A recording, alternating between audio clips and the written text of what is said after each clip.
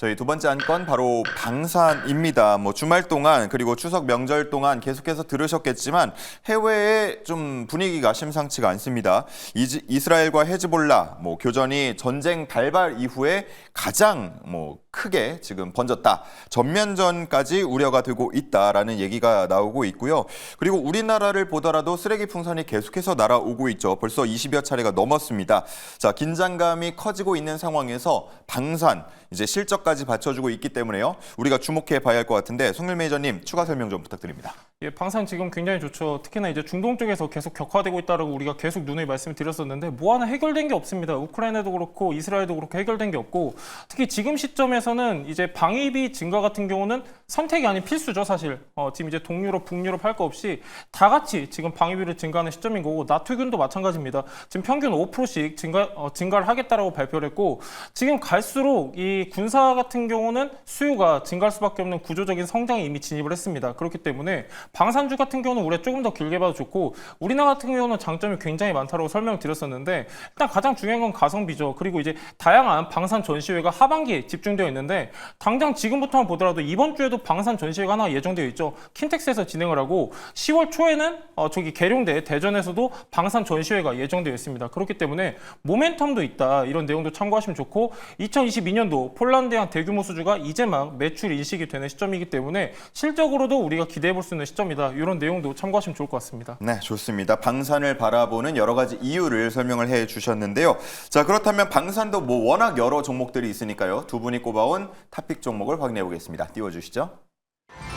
자, 방산하면 빠지지 않는 두 종목이 나온 것 같습니다. 빅텍이고요. 한국항공우주가 나왔는데 자, 선정 이유 한번 들어볼까요? 네, 저는 솔직히 테마적으로 보자라고 말씀을 드리는 겁니다. 이제 수익에 좀 집중을 할 필요가 있고 아무래도 이제 장이 좋을 거라는 전제가 있기 때문에 이제 빅텍 종목을 말씀을 드리는 건데 테마적으로 이제 방산 관련돼서 이슈가 나타난다라고 하면 빼놓지 않고 좀 대장 역할로 등락폭을 많이 보여주는 대표적인 기업입니다. 그래서 빅텍은 이제 방산에 대한 모멘텀이 이어진다라고 하면은 지속적으로 우리가 체크가 필요한 대표적인 종목이다 이렇게 말씀을 드리고요. 일단은 이제 여기에 대한 이슈로는 미국 대선이 끝나고 나면은 북한에 대한 도발이 다시 한 번 더 거세질 가능성이 있습니다. 이제 많은 전문가들도 거기에 대한 좀 흐름을 좀 우려를 갖고 있는 상황인데 그런 우려감이 지속적으로 이어진다라고 하면 다시 한번 시장에 대한 방산주 모멘텀도 이제 움직여지고 그리고 우리가 해지주로도 이제 방산주를 많이 요즘에 선택을 많이 하고 있는데 거기에 따라서 이제 빅텍에 대한 좀 기대감이 다시 한번 움직이지 않을까. 그리고 주가 자체도 워낙 바닥권이기 때문에 좀 주목을 할 필요가 있다라고 말씀을 드리고요. 방산주가 움직이면은 항상 수익적으로 봤을 때는 항상 빅텍이 대장이기 때문에 뭔가 이제 도발이 나타나거나 이제 북한에 대한 움직임이 나타난다라고 하면은 기계적으로 빅텍에 대한 수급이 들어오는 경우가 굉장히 많습니다. 그래서 빅텍은 좀 우리가 대장주 역할로 수익성을 봤을 때는 굉장히 좋은 종목이기 때문에 우리가 트레이딩 관점으로 좀 접근할 필요가 있다라고 말씀을 드리고요. 그리고 이제 차트를 보시게 되면은 바닥에서 이제 좀 고개를 들고 있는 그런 모습을 보여주고 있는 구간입니다. 그래서 가격적인 측면에서 전혀 이제 부담이 없는 구간이고 우리가 블랙 프라이데이 때 가장 크게 하락을 했던 구간에서도 이 라인을 깨지 않고 버텨주고 있기 때문에 이 라인대를 쉽게 깨지 않는다라는 좀 투자 심리를 보여줘서 지금 가격대에서 우리가 좀 더 적극적으로 좀 공략을 해봐도 나쁘지 않은 자리다라고 보시면 좋을 것 같습니다. 좋습니다. 해지성 그리고 테마성을 강조를 해주셨는데 보는 관점이 완전 다른 것 같아요. 우리 송일 매니저님은 한국항공우주입니다. 저는 실적 수주 바탕으로 좀 말씀을 드리고 싶은데요. 한국항공우주 하면은 대표적으로 FA50 경공격기가 있는데 이거를 우리가 최근에 대규모 수주에 성공을 했습니다. 22년도 폴란드 같은 경우는 4조 원대 수출을 따내었고 그리고 작년 2월 같은 경우는 말레이시아와 FA50 공격기를 한 1조 2천억 규모의 수주를 성공을 했습니다. 지금 이게 갈수록 수주도 수주인데 이게 본격적으로 매출 인식에 반영되는 게 지금 시점입니다. 지금 시점이고 우리나라 같은 경우는 다양한 장점을 가지고 있다고 말씀드렸었는데 최근에 이제 폴란드에서 열린 방위산업전을 보시면은 거기에는 내수용 FA50에는 없는 기능들이 있습니다. 예를 들면은 공중급유 장치라든가 혹은 외부 연료 탱크가 있는데 이거는 우리 내수용에는 없습니다. 왜 그러냐면은 우리나라 같은 경우는 작전 반경이 작기 때문에 공중급유 시스템이 필요가 없는데 작전 반경이 넓은 나라로 수출할 때는 여기에 맞게끔 개조해서 나갑니다. 이거를 또 정부에서 공격적으로 많이 지원을 해주고 이게 본격적으로 시장에서 먹히고 있는 시점이다라고 참고하시면 좋을 것 같고요. 지금 계속해서 한국항공우주 같은 경우는 다양한 나라랑 수주 협상을 진행을 하고 있습니다. 필리핀하고 이집트가 좀 빨리 협상이 진행되고 있는데 이게 이르면은 협상 결과가 내년 말부터 본격적으로 가시화될 것이다 보고 있기 때문에 중장기적 관점으로도 보셔도 좋을 것 같습니다. 네, 좋습니다. 테마와 엣지 그리고 실적과 수주 각기 다른 인사이트로 한번 종목들을 선정해 오신 것 같은데 주주들은 과연 어떤 얘기를 하고 있는지 확인을 해봐야겠죠. 시크릿 주주 시간 통해서 확인해 보겠습니다. 네, 두 번째 시크릿 주주 시간입니다. 이번에는 빅텍 종목 토론방 먼저 입장해 보도록 하겠습니다. 오늘도 여러 의견 남겨주셨는데요. 휴니드, 스페코는 장중에 상승 전환이라도 했지라고 약간은 아쉬운 의견도 함께 남아있고요. 또 노래를 부르는 분도 계십니다. 따르릉 따르릉 비켜나세요 라고 남겨주셨는데요. 바로 따릉이에 대한 수주도 진행하고 있기 때문이죠. 자세한 의견 들으러 입장해 보도록 하겠습니다. 첫 번째 의견입니다. 몇 달째 박스 안에서 움직이는 중이라고 박스권을 뚫지 못하는 모습에 대해서 이야기 남겨주셨는데요. 구체적인 가격 전략도 잠시 뒤에 시원하게 만나보시죠. 두 번째 의견도 함께 볼게요.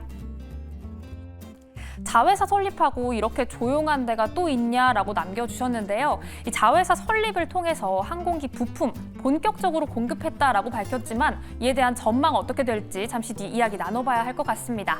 다음 종목 토론방 한국항공우주 입장해 보도록 하겠습니다. 카이는 항상 이야기만 무성하고 수주 공시는 나오는 게 없어라고 역시 아쉬운 의견 남아있는데요. 자세한 의견 들으러 입장해 보도록 하겠습니다. 121선 들어누움, 61선과 함께 누워있음, 과연 입성해 볼 만한 차트일지도 잠시 뒤 시원한 이야기 만나보시죠. 마지막 의견도 함께 보겠습니다. 폴란드 수주에 대한 이야기가 나와 있는데요. 2028년 계획대로라면 인도가 끝나야 하지만 아직은 걱정이 남아있는 것 같습니다. 이 걱정 시원하게 해결하러 지금 바로 가보시죠. 자, 이렇게 두 종목에 대한 의견들 살펴보고 왔는데요. 일단 두 종목 공이 기술적 분석은 한 번씩 해 주셔야 될 것 같고요. 그리고 먼저 우리 빅텍 관련해 가지고는 뭐 어려운 말이 많이 나와요. PBL이니 MRO니 여러 가지 나오는데 결국은 뭐 자회사 설립하고 기대감이 이렇게 없는 경우도 있냐 뭐 이런 좀 불만 섞인 목소리인 것 같아요. 네, 일단은 자회사를 설립을 하고 이제 기업을 성장을 시키는데 이게 쉬운 게 아닙니다. 이제 뭐 단기간에 그 결과가 바로 나타나는 것도 아니고 MRO 사업 같은 경우에는 유지 보수이기 때문에 여기에 대해서 사업에 대한 좀 기술자라든지 아니면 여기에 대한 인프라를 더욱더 확대를 해야 되는데 빅텍 같은 경우에는 아까도 말씀드렸던 것처럼 뭐 실적에 대해서 모멘텀을 강하게 끌고 가는 이제 한국항공우주 같은 그런 대기업은 아니기 때문에 항상 이제 테마적인 흐름으로 접근하는 게 좋다라고 말씀을 드립니다. 그래서 실적이 그렇게 막 드라마틱하게 좋은 상황은 아니에요. 그래서 여기에 대한 자회사를 설립을 하고 성장을 하는 데까지 보통 우리가 사업을 하더라도 한 1, 2년은 적자를 본다는 생각으로 이제 진행을 하는 경우도 많기 때문에 좀 더 시간을 두고 이제 사업에 대한 모멘텀을 좀 더 지속적으로 좀 체크를 할 필요가 있고 그때까지는 일단 기대감으로 좀 움직이는 게 굉장히 중요하다라고 말씀을 드리도록 하겠습니다. 그래서 일단은 기술적인 우리가 테마적인 흐름들을 좀 잘 전략을 짜서 대응을 하셔야 될 것 같은데 예. 차트를 한번 보여주시게 되면은 바닥에서 지금 박스권 안에서 계속해서 움직여지고 있는 모습이에요. 그래서 그만큼 이 박스권 안에서 움직이는 게 박스권을 꼭 돌파를 할 필요는 없다라고 말씀을 드립니다. 왜냐하면 지금 박스권 하단 구간이고 다시 한번 박스권 상단까지만 우리가 가더라도 충분하게 수익을 만들 수 있는 자리가 있고 오히려 저는 이런 종목을 굉장히 좋아하는 게 이 박스권 안에서 종목 하나로도 여러 번 수익을 자주 낼 수가 있기 때문에 트레이딩 전략으로는 굉장히 좋은 종목이다라고 보시면 좋을 것 같습니다. 그리고 특히나 대한민국 같은 경우에는 테마주에 대한 성향을 띠기 시작을 하면은 그냥 기계적으로 움직이는데 과거에 좀 이렇게 우스갯소리로 그런 얘기가 있죠. 이제 태풍 노루가 온다고 해서 노루 페인트가 상한가를 가는 것처럼 예. 이제 테마적으로 움직여진다라고 하면은 방산주 쪽에 대한 모멘텀이 움직여진다면 빼놓지 않고 빅텍이 먼저 올라가는 그런 흐름들이 기계적으로 들어온 수급들이 분명하게 있기 때문에 일단 바닥권에서 우리가 차트를 만드는 구간 그리고 이평선을 모아놓고 나서 골든 크로스를 이제 준비를 하고 있는 구간이에요. 그래서 지금 구간 앞전에 있었을 때 이 구간에서도 돌파를 한번 하고 나서 박스권 상단까지 올라갔던 것처럼 지금도 마찬가지로 이평선이 모인 상황에서 다시 한번 박스권 상단으로 돌파할 수 있을지 이 유무를 좀 체크를 하면서 대응을 하면 좋은 결과 있을 거라고 말씀드리도록 하겠습니다. 네, 딱 차트를 보면은 앞전 두 번처럼 정말 삐쭉 한번 올라가 줄 것 같은 그런 모습인데 과연 우리 기대대로 그렇게 올라갈 수 있을지 빅텍 한번 지켜보겠고요. 다음은 한국항공우주 보겠습니다. 역시나 기술적 분석 궁금해하시는 분들 많았고 폴란드 쪽 관련해서 계약이 엎어지면 어쩌냐라는 걱정들도 있어요. 예, 뭐 기술적 분석으로 먼저 말씀드리면요. 지금 김민성 매니저님 같은 경우 차트 너무 잘 보시잖아요. 좋은 말씀 다 해주셨어요. 박스권에서 움직이는 종목들은 여러 번 트레이딩을 해도 괜찮다고 말씀하셨는데 이 종목이 그렇습니다. 지금 이제 작년 3월부터 계속해서 박스권 안에서 움직이고 있는데 6만 원대에서 지금 계속 저항을 맞고 그 안에서 움직이는 모습 보이고 있고요. 한국항공우주 같은 경우는 오히려 내려왔을 때 우리가 분할 매수 관점으로 보면은 트레이딩하기 편한 종목이다라고 참고하시면 좋을 것 같고 폴란드에서 지금 계약 관련해서 감사가 들어갔다고 합니다. 그 얘기는 뭐냐면은 지난해 말이죠.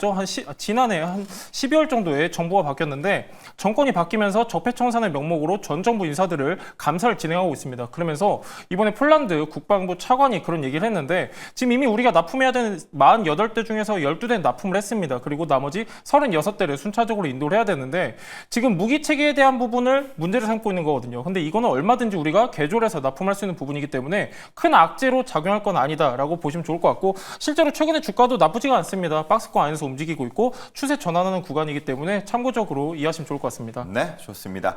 자, 그러면 가격 전략 중요하겠죠. 우리 빅텍 먼저 만나보겠습니다. 네, 빅텍 같은 경우에는 이제 목표가는 박스권 상단이죠. 이제 박스권 상단 구간을 1차 목표가로 이제 대응을 하고, 말씀을 드린 것처럼 이제 대응 자체가 좀 트레이딩 관점으로 우리가 수익만 좀 접근하자라고 생각을 말씀을 드리는 종목이기 때문에 비중이라든지 좀 이제 이거를 돌파하면은 진짜 더 많이 올라가겠다라는 기대감보다는 우리가 적정하게 박스권 상단에서는 우리가 욕심을 내려놓고 이제 적정한 수익을 챙기자라는 관점으로 저는 좀 1차 목표가까지만 딱 접근을 하라고 말씀을 드리고 싶습니다. 그래서 1차 목표가는 5,600원 말씀을 드리도록 하겠고요. 그리고 추세를 좀 강하게 이탈하면서 패닉셀이 이제 나타나는 구간은 이제 4,400원을 깨면은 좀 매도세가 같이 밀리면서 박스권 하단을 깨고 이제 아래로 쭉 열려 있는 구간까지 밀릴 수가 있기 때문에 그 점을 참고해서 리스크를 최대한 줄이면서 1차 목표가까지 좀 도달하는지를 좀 보고 대응을 한번 해보도록 하겠습니다. 네, 좋습니다. 종목을 잘 고르는 것도 중요하지만 가격 전략이 그 무엇보다 중요합니다. 가격 전략 함께 가져가시고요. 목표가 5,600원, 손절가 4,400원 기억해 주시면 되겠습니다. 자, 다음은 한국항공우주 가격 전략이요. 네, 한국항공우주 같은 경우는 수출 모멘텀도 있다고 말씀드렸었는데요. 6만 원대에서 저항 매물을 계속해서 받은 상황입니다. 그렇기 때문에 목표가는 1차 저항 매물대인 6만 원 제시해드리도록 하겠고요. 얘는 이제 8월에 블랙먼데이 때도 4만 8천 원까지 받게 가지 않았습니다. 그렇기 때문에 조금 더 우리가 길게 손절가를 잡아서 4만 5천 원 제시해드리도록 하겠습니다. 네, 좋습니다. 하단에 나가고 있는 목표가 손절가 6만 원과 4만 5천 원 잘 참고를 해 주시면 되겠습니다.